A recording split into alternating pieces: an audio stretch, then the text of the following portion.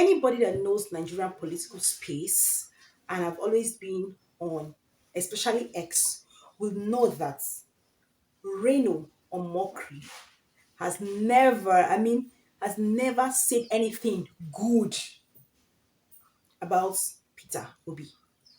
He's always antagonistic to every of his move. He feels he's just being subtle and deceptive. But what has changed suddenly? Let's get into the story.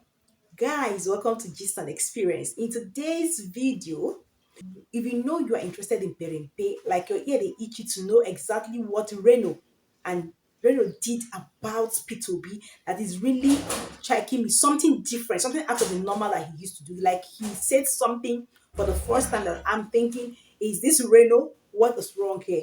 You want to know what has happened? Hit that subscribe button for me. Turn on the notification bell to get notified anytime I drop videos, and let's continue the gist.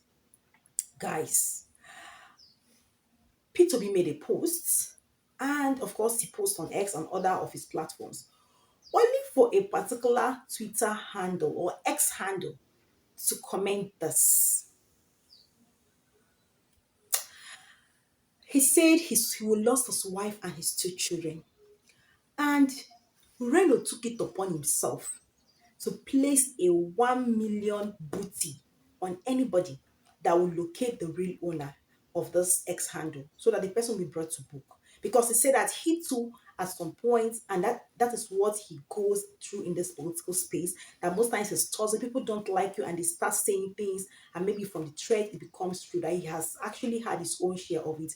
And even though they can be politically indifferent about things, that people should not threaten people's life. And he placed, in short, he upped the booty. He upped the price to 1.5. He said he has given it to a particular reverend father that once they locate the ex-handler, they should give the money to the person that will be able to identify the real owner of that ex-handle. And first of all, my wonder is this. Since when did Reno become so, like, since when did he suddenly become a defender of P2B? Since when did he started becoming so so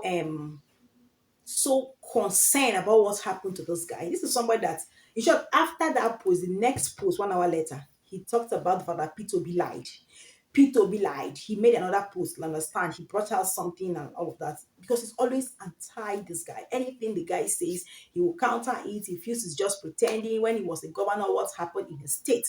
So, guys, what do you think? Is this really for real? Or he's still trying to chase clouds? Because there are a lot of cloud chasers on the internet space. Well, on the other hand, that is by the way. Now, sincerely, for the fact that you don't like somebody on the internet space, somebody that you may never see, somebody that you don't even know anything about, the person is just maybe analyzing, trying to show you a part of the life he wants you to see from his own experience, from his own eyes. I think threatening somebody with death or with tying the person or trying to exterminate or take away somebody's life because of political indifferences is taking this hatred too far. Sincerely. Of a truth, people like that should be brought to book. On like, you don't have that right. A life you cannot create. A life somebody you don't even know anything about. The person just comes out to say what he feels about a particular situation and how he wants it to be done. And you are there rooting for somebody else, or you're not even rooting for somebody else. You don't just like the person, which is not even a big deal, but trying to show up that kind of words on the internet space, sincerely, it's very toxic and it is not good. A truth is that if these people can be brought to book, it's very okay because you imagine you can actually scare someone to death if if a person is not very bold, if a person does not know how to handle a lot of things. Do you understand? Please, it's internet space. In short, I knew that internet was very toxic. And one of the things I learned this from keeping up with the Kardashians is that when they were very popular, like when they were doing their entertainment, their reality show, they used to have media tour, media training. And one of the things they were taught is never to read comments. Sincerely. Like sincerely, I learned that even before I became more serious with content creation. I've had few videos that have gone viral, especially on my TikTok. One of the things I do is that maybe as I notice that the videos are going viral and I see comments, I might just read one or two. And as I'm talking to you, I just open the comment section. I don't, because people can be very toxic and they will just pour it out to you. You know, sometimes the kind of love people really experience around them are toxic love. Love where people use hatred, use a negative to shake the other person down. So most times they bring it out to the other person, right? So it's very toxic. So I don't read comments. Another way to that is even on the political level. Another way to experience um this hate is when you are talking something about maybe somebody's spiritual father or somebody's church. You're being sincere, you're analyzing what you know or what you've seen from your own perspective. Jesus. People can literally lay down their lives for their spiritual fathers that may not even know they exist.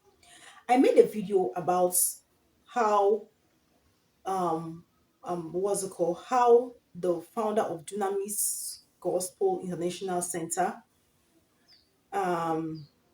Dr. Paul Eneche and the wife refused to collect the money. And the real reason why they didn't collect the money, in my own opinion, is because he has enough. He has enough of this money.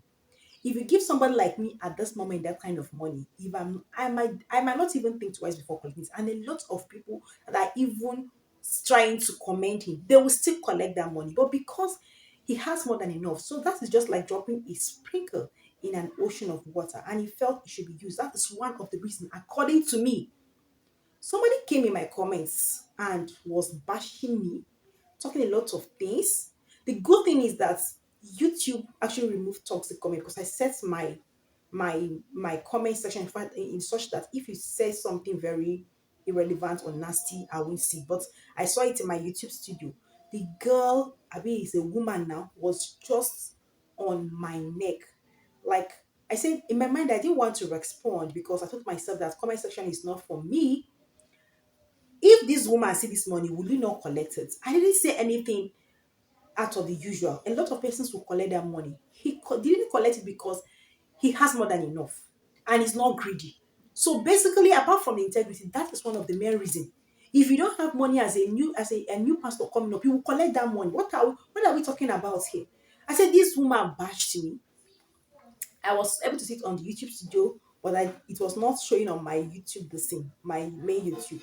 So if you have political differences, I think people should be careful how they use words on people. You don't know anybody from anywhere. This is just the internet space, just like another word on its own. So bashing people, trying to threaten their life. For me, I think the government should even place a law. Should make a law about that. If you make some kind of comments that is detrimental, like it's detrimental to somebody's life, maybe something they know what a huge fine or you go in for it, so that people should be careful.